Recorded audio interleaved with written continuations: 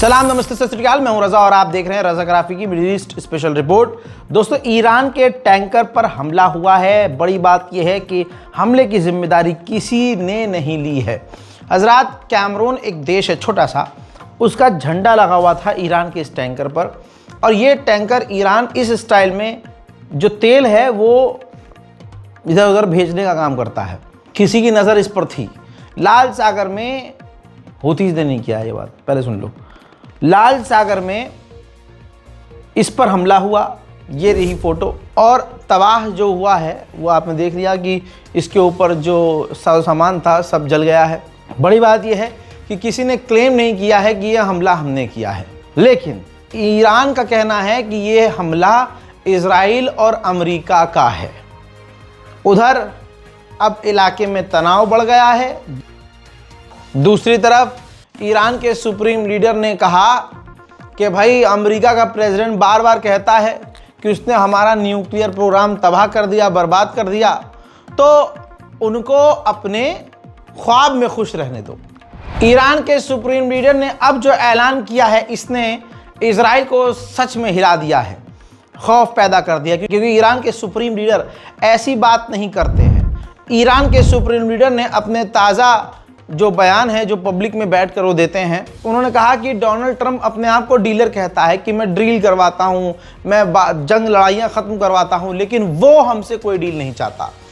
Trump Israel आता है, Israel आया और एक दूसरे की दोनों ने तारीफ़ की, झूठी तारीफ़। ये एक दूसरे की तारीफ़ करके ही खुश हो गए, खुश रहने दो। उधर इजराइल ने हम पर हमला किया, और जब हमला किया तो इजराइल को एहसास नहीं था कि हम पलटवार करके अपनी मजबूत मिसाइलों से उसका हाल बुरा कर देंगे। हमारी मिसाइल ताकत का इजराइल को अंदाज़ा नहीं था, और इजराइल को इतना बड़ा नुकसान पहुंचा कि सामने से इजराइल ने सीज फायर किया और जंग को ख़त्म किया, और आज तक वो निशान मिटा नहीं पा रहा है।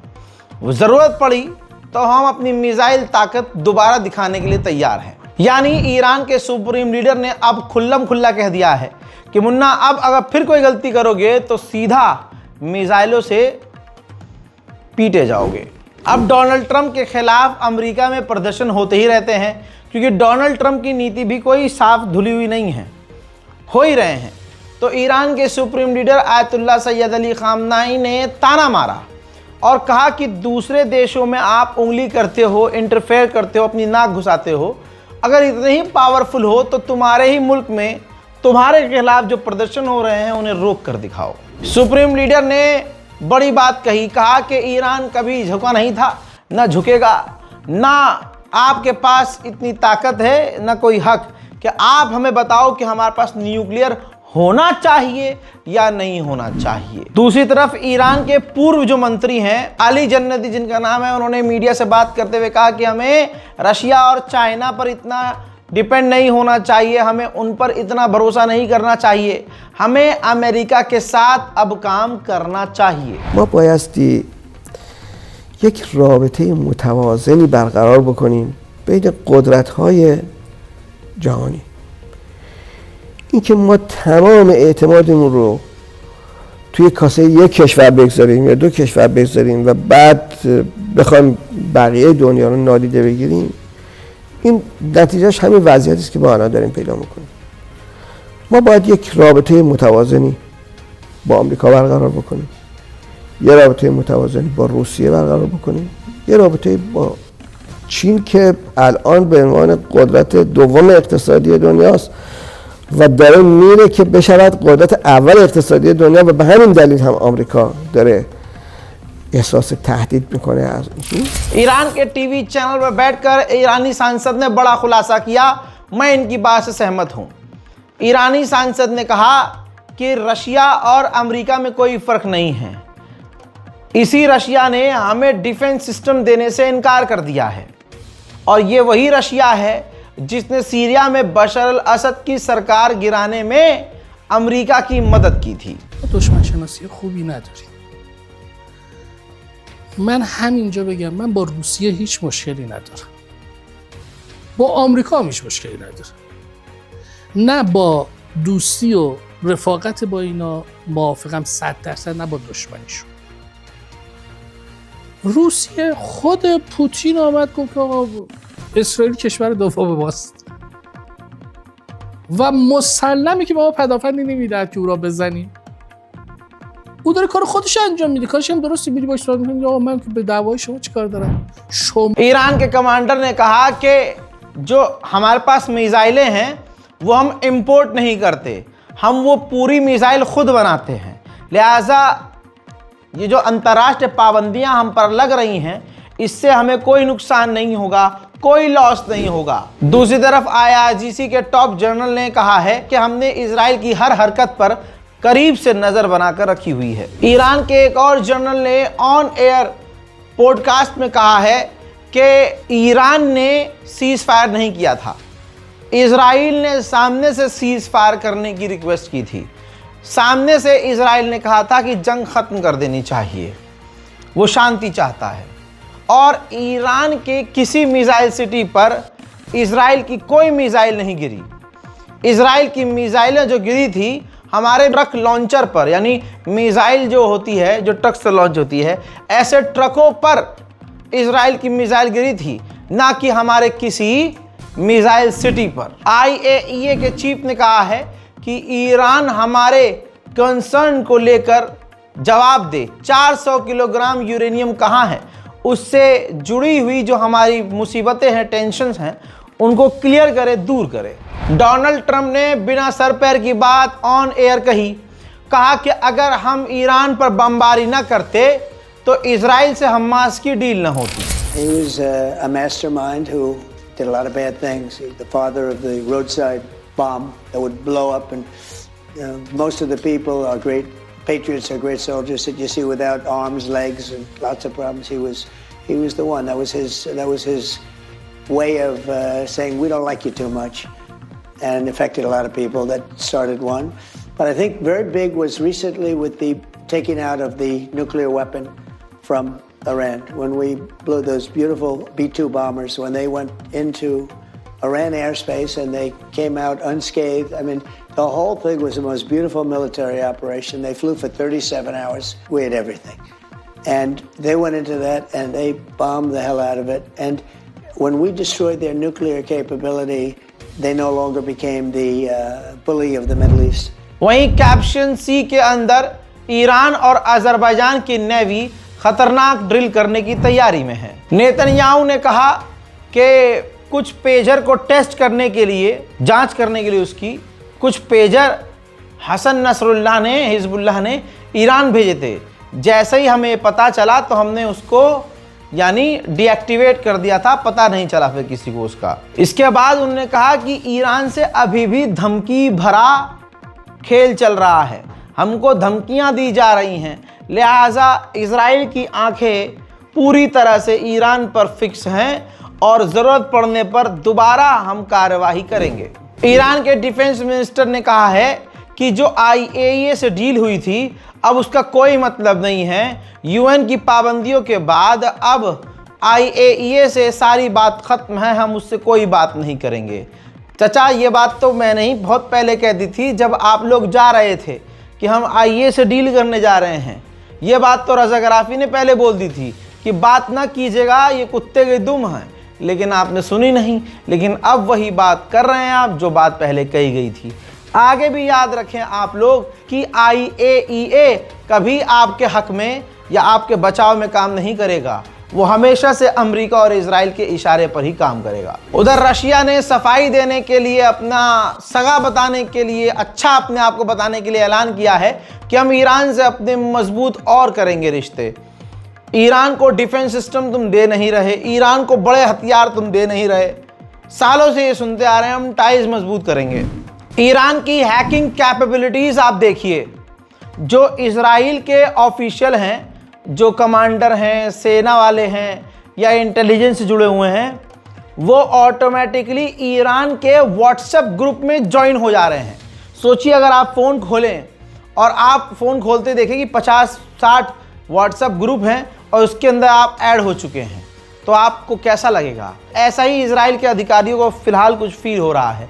ईरान के व्हाट्सएप ग्रुप में अचानक वो ऐड हो जा रहे हैं जिसके ज़रिए उनकी जासूसी भी कर ली जा रही है। अब इजराइल की इंटेलिजेंस ने तमाम ऑफिशियल्स को वार्निंग जारी की है कि संभल कर रहिए, सतर्क रहिए, ईरान की हैकिंग कैपेबिलिटीज खतरनाक है। दूसरी तरफ ईरान ने एक और जासूस को, जो ईरानी था लेकिन इजराइल के लिए जासूसी कर रहा था, बिना देरी किए गिरफ्तार करके कोर्ट में पेश करके सीधा उसको फांसी पर लटका दिया। हजरात, कहीं ना कहीं ईरान का दोगलापन भी नजर आता है और ईरानियों का दोगलापन नजर आता है। ईरान के supreme leader ayatollah Syed Ali खामनाई को आप जानते हैं, जानते ही होंगे। उनके जो पर्सनल एडवाइजर हैं अली शमखानी, हजरात वो सुप्रीम लीडर के करीबी हैं।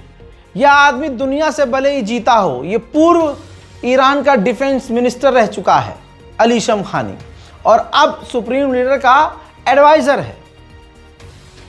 तो अली शमखानी दुनिया से जीते डिफेंस मिनिस्टर रहते हुए ईरान के, और इजराइल को हिला कर रखा। अभी तक वो बड़े फैसले में हैं और बड़े फैसले लेते हैं मिलकर ईरान के सुप्रीम लीडर के साथ। लेकिन जो आदमी कहीं नहीं हारा, अपनी औलाद से हारता है। ज़रा ये देखिए जो इस समय चर्चा का विषय है, ये वीडियो है उनकी बेटी की शादी का, जो IRGC रिजीम के SNSC सेक्रेटरी अली शमखानी है। भाई इनकी बेटी है, इनकी बेटी की शादी किस तरह से हुई है आप देखिए। बिल्कुल वेस्टर्न स्टाइल में हुई है।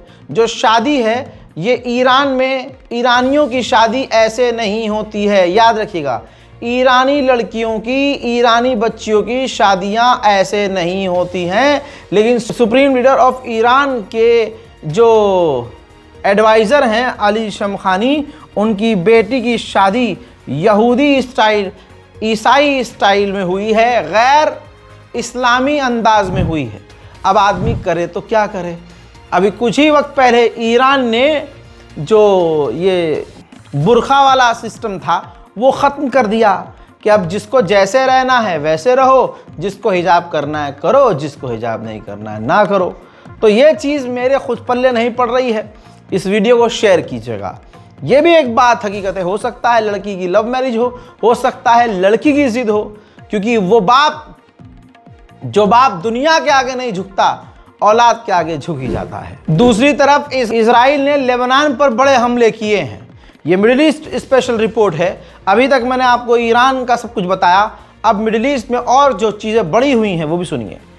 जहां सीज फायर कभी मानता नहीं है इजराइल, गाज़ा पर भी वो रुक रुक के हमले कर ही रहा है। इससे पहले के अपडेट मैं आपको दिखा चुका हूं।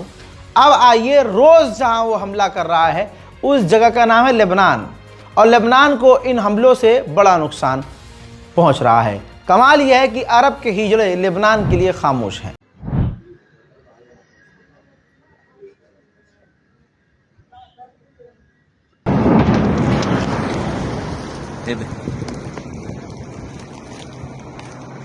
انتبه الله أكبر يا الله انتبه من الشظايا بس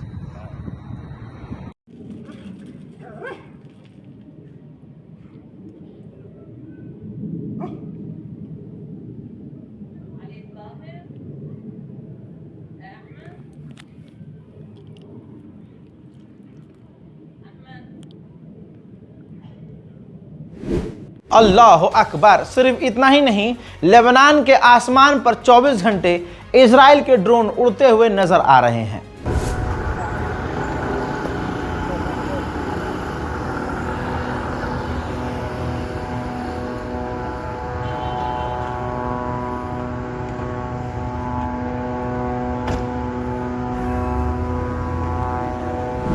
अब सुनिए, अब बजाय इजराइल का हमला रुकवाने के, जो अमरीकी एनवॉय है जो लेबनान में है, उसने कहा है कि अगर हिजबुल्लाह को डिसमेंटल नहीं किया, अगर हिजबुल्लाह से हथियार नहीं घसीटे, नहीं छीने लेबनान की फौज सरकार ने, तो इजराइल हेजिटेट नहीं करेगा, वो लेबनान के ऊपर बड़े हमले करेगा। अब कहीं तो शांति हो। सीरिया में अगर इजराइल ने पैर रखा है तो सीरिया में भी नरसंहार जारी है, तबाही जारी है। ज़रा ये देखिए, सीरिया के अंदर जो सीरिया के लड़ाकों का हथियार था, जिस पर सीरिया की सरकार का हक था, इजराइल की फौज ने उस हथियार खाने को उड़ा दिया। अगर इजराइल इतना कानून वाला है तो वो दूसरे देश का हथियार है, उस पर हक आतंकियों का चलो नहीं है, लेकिन उस देश की सेना को तो था। लेकिन नहीं, इजराइल के हाथ जो कुछ लग रहा है सीरिया के अंदर, वो खुद डिस्ट्रॉय कर रहा है या चुरा कर अपने साथ लेके जा रहा है। आइए अब यमन ले चलूं। ऐसा नहीं है कि इजराइल के हमले में हुथीस को नुकसान नहीं हुआ, ऐतिहासिक नुकसान हुआ है। नमाज जनाजा जो उनका आखिरी जो रसूमात है, खुले आसमान के नीचे आधिकारिक तौर पर यमन की सेना भी इसमें शामिल थी, हुथीस के लीडर भी शामिल थे। जो हुथीस कल तक इजराइल की ईंट से ईंट बजा रहे थे, इजराइल ने उनको धोखे से कत्ल कर दिया। अब उनके आखिरी रसूमात का ये मंजर है। कमाल ये है कि बड़ी हिम्मत है यार, जब इजराइल हमला कर सकता है कहीं भी, ऐसे में हुथीस भारी मात्रा में इकट्ठा हुए। यमन की आवाम पूरी तरह से इकट्ठा हुई, हाथों में उन लोगों के फ़ोटो थे, उन यमन के लीडर्स के फ़ोटो थे जो हुथीस में रहकर इजराइल की बैंड बजा रहे थे। उन तमाम शहीदों की तस्वीरें उनके यमन के लोगों के हाथ में थी। उनके ताबूत, उनके जनाजे ऐसे सजे हुए थे जैसे कोई दूल्हा हो। दोस्तों, वहाँ गम नहीं मनाया गया, वहाँ शहीद का दर्जा देते हुए उनको शहीद घोषित किया गया और बड़ी खुशी से उनको कब्र में दफनाया गया। रिपोर्ट में यह बताया गया है गाजा के अंदर 4000 अरब की फौज तैनात होगी। उन 4000 अरब की फौज को लीड इजिप्ट करेगा। हजरात, वीडियो ज़्यादा लंबा ना हो, इस वजह से इस अपडेट को यहाँ रोकते हैं। इंतज़ार कीजिए मेरे अगले अपडेट का।